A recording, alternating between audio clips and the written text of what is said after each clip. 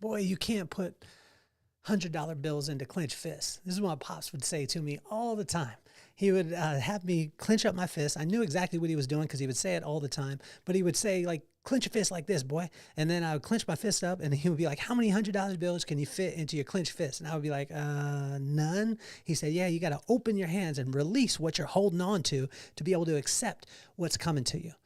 And it's incredible because throughout my whole entire life, I had the tendency to hold on to things. I would do it. I would get my education. I'd hold on to it. And then when I got to a point where I started to understand what my Pops was actually meaning by what he was saying, I started to release things.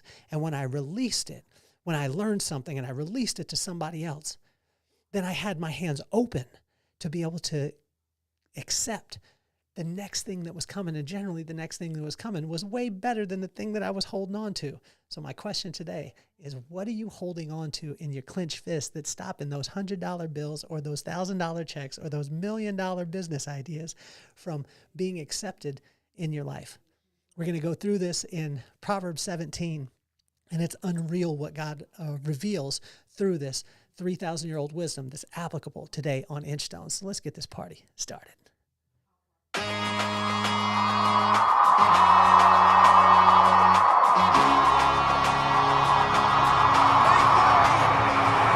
Nothing more on my mind. I got two shines, so every day I grind. Work in the morning, work in the evening. We's achieving, cause we believing. It's for certain, we put the work in.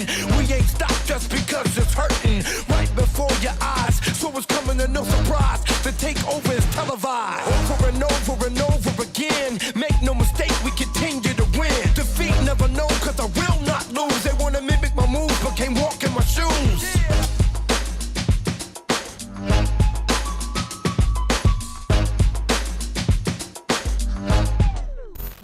I think the Queen Bee has entered the building too, by the way. I saw a comment from her on the last podcast, and that Queen Bee is my wife, Brooklyn, and I want to tell you that I love you more than anything, and it means the world that you would tune in. So she has been working her tail off, and she's the hardest working woman in showbiz, probably one of the most sought after wedding hairdressers in the world. So if you are having a wedding and your wife, or if it's you getting married and you're going to be the bride, or you're getting married and your wife needs to feel like the greatest thing in the world, Kelly Cardenas is the only answer. There's actually a link for her. She's the executive producer of the show. And so I just wanted to give a huge shout out to her. Make sure that you guys check out the book too. If you don't have it, it's The Vibe on Amazon. You click the link in the bio. You'll be able to get that. And then the last thing is the Bling Shine Serum. It adds moisture, strength, and shine, and it smells like vacation. Every woman needs a little bling in their life.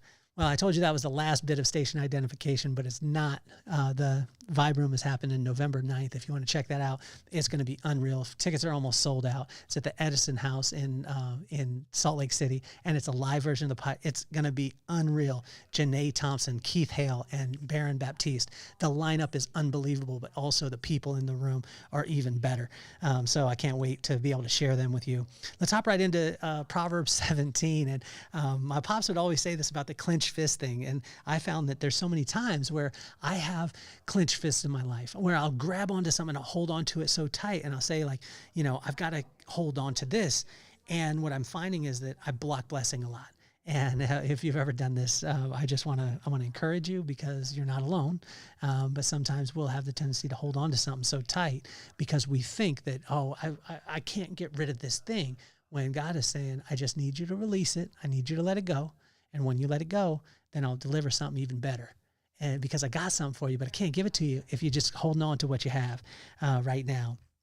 So in Proverbs 17, it asks us to release everything in exchange for his best. This sounds great in theory, although it's tough to apply.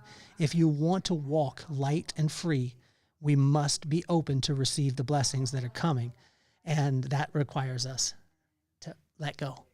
And so in Proverbs 17, 3,000-year-old wisdom, it's amazing because God wrote, this was inspired word 3,000 years ago, but it applies in today, right now, in relationships, in your business, and all those aspects. And it sounds so simple when we hear it, but it's probably one of the hardest things to be able to apply, is just letting go. And as my wife listens to this, because she knows that it's hard for me to let go of things, because I'll just lock onto them and then I just go until I get the thing. And then when I get the thing, I'm like, it's not as good as the process or as me going through it. But sometimes I need to just let it go. And she's probably one of the best at this.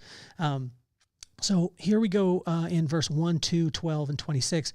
Peace is invaluable and will create unbelievable increase. My wife, Brooklyn, is probably the greatest example of this because when I look at her, she's constantly always peaceful and she's just sitting in the moment. She's joyful all the time. And it doesn't mean that she doesn't get stressed. It doesn't mean that she doesn't get tired. It doesn't mean that she doesn't work harder than anyone that I've ever seen in my entire life. But it means that she's joyful in that time, meaning that she's fallen in love with her current circumstances and she just allows the things to happen around her. And that peace is invaluable and will create unbelievable increase. And I watched the increase happen in her life. All the things that she said 4 years ago that she wanted to do, she's doing right now. And it's incredible that way. So I just encourage you, look at her, Brooklyn Cardenas. She's not going to like that I say that, but check her out on Instagram, check her out on TikTok, check her out on all those channels, because honestly, she is an example of peace. And in verse 2 and 14, thought of the future surpasses qualifications. This one hit me hard because if you think of the future, meaning that we search out wisdom, that we're looking to have prudence in our life, which is thought of the future, it surpasses qualifications and will let you in rooms that you aren't qualified for and get you positions and get you things that you don't have the backing to be able to have in the first place. And some people call this out of the blue, or, well, obviously I really got blessed in this. But what God is saying here is that if you will simply take thought of the future, meaning that if you take thought of the future, then you'll praise me now and you'll choose me now. And if you choose him, what'll happen is over time, when you simply choose him as opposed to what you think is right at that particular time, what will happen is he'll continue to put you in places where you won't even have to be qualified for it. You won't be qualified for it. He'll bring you into that room. He'll bring you around the people. He'll bring the people into your life to be able to bless that way. And so we just want to encourage you in those things. In verse 3, 8, 11, and 13 is people see your heart, so work on it and guard it at all costs. The overflow of your words, or the overflow of your heart and your words become your actions. Let me read it again for you because I stuttered on that one. Is people see your heart, so work on it. Guard your heart at all costs. The overflow is your words, and your words become your actions. So think of this, is people will always see your heart. They'll see your heart before they see your actions. So even if you have the greatest actions in the world, but you do them from a heart of like, I'm trying to take advantage of people, people will see that all the time. They'll see it in business. They'll see it in relationships. They see it in all aspects. So just guard your heart. Like, guard your heart and fill your heart up with the things that are awesome, right? And so that's why we read the corresponding proverb for the corresponding day, because there's nothing bad that will come of this. Now, there's some things that I won't use every single day, but it's always good, right?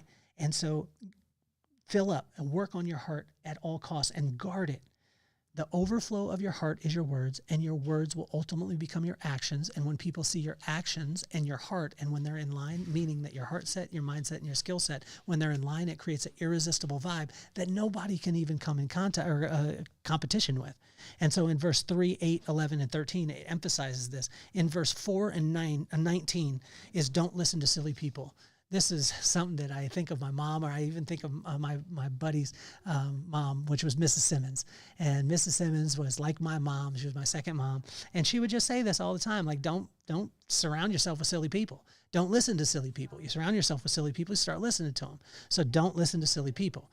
And because they'll always get you into a trick. In verse 5, it talks about generosity increases. So that sounds crazy. When I give, then it increases all the things that I'll do. But we just want to encourage you in that generosity will always, always, always increase every single thing in your life. So be as generous as you possibly can in every single thing that you do. In verse 6, 18, and 24 is think of the future and love the moment. This is what my wife is the example of this. Brooklyn is the example of this. So she calls it stick to the plan, but go with the flow. So we got to have a plan. We got to have something to focus on. And I found this out with my daughter, and with her birthday coming up and the gift that I wanted to make sure that she got. I focused on that. But we also got to stay in the moment. So it's very tough on this to have this overarching plan, or to have a plan, but to stay in the moment. And that's an art form. It's to understand that the plan that you have most likely isn't going to turn out exactly the way that you want it to. So go with the flow and stay in the moment. And if you could do that, it's amazing what can happen. And that's in verse 6, 18, and 24. In verse 7, 20, and 22 of Proverbs 17, its words are a byproduct of what you allow into your heart. Think of that one. Your words are a byproduct of what you allow into your heart. So just be conscious of what you allow into your heart.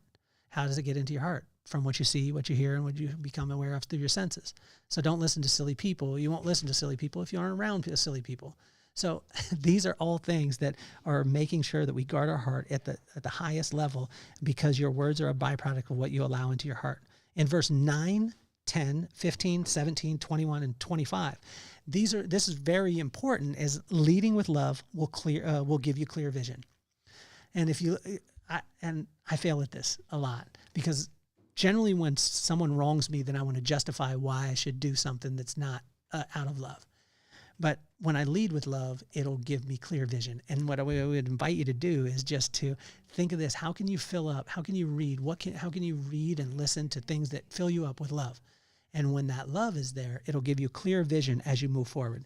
In verse 16 and 23 is you cannot buy wisdom.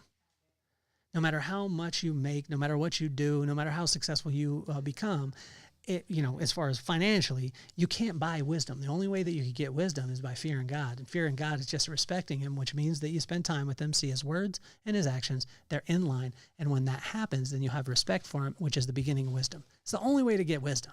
It's the right use of knowledge. Why is it so important to have? Because you shouldn't get knowledge unless you know how to use it. And so this is crazy. It's like you can't buy it. It's just like you can't buy game. You can't buy coolness. You can't buy the things that are the most valuable. You can't. You could try. I've tried it, but you can't. And so you can't buy wisdom. In verse 16 and 23, it just reiterates that. And as we close up is verse 20 and 27, 28 is listen, assess, seek wise counsel, write it down, read it, and then respond. So watch this. Most of us respond, and then if we ever read about it, it's later on. We generally seldom write it down. We generally seldom seek wise counsel, assess it, and then and most of the time it's because we ain't listening. But watch this process. And I know if my wife is listening, she's going to hold me accountable to this when I fly off the handle, like I do a lot of times, is listen, assess, seek wise counsel, write it down, read it, and then, and only then, respond. And this is a very tough thing, because imagine this. Imagine the clenched fist thing. Oh, I got it locked in. I got the $100 bills. I'm holding on to them tight, and I don't want to release it. Imagine if we just listened. We listened to wisdom. We assessed it. We sought out wise counsel. We wrote that down. We read about it. And then we responded afterwards to say, like, okay, I will. I'll release these clenched fists. See, our job is simple. And it's to release whatever is in our hands or on our shoulders and walk light, free, and open to receive blessings, because, boy, you can't fit $100 bills into clenched fists. So if you aren't coming to the Vibe Room, if you haven't set it up, go ahead and get the tickets now. I tell you, I was saying once we released them that they would be sold out. They're almost sold out now. So I look forward to being able to see you. I want to thank every one of you for tuning in, for commenting, for subscribing. Make sure if you're listening on Spotify that you hit the follow button. It means a lot. We're listener supported, and I want to tell you I appreciate that. Check out the book. Check out Bling. And thank you again for tuning in. My name is Kelly Cardenas, and I'm officially off the hot seat. Peace, love, and soul.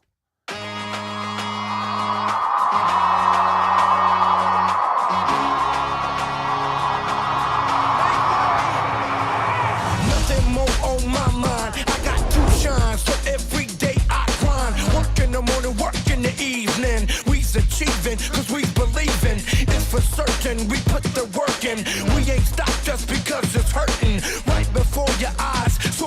winner, no surprise. The takeover is televised. Over and over and over again. Make no mistake, we continue to win. Defeat never know, cause I will not lose. They wanna mimic my moves, but can't walk in my shoes.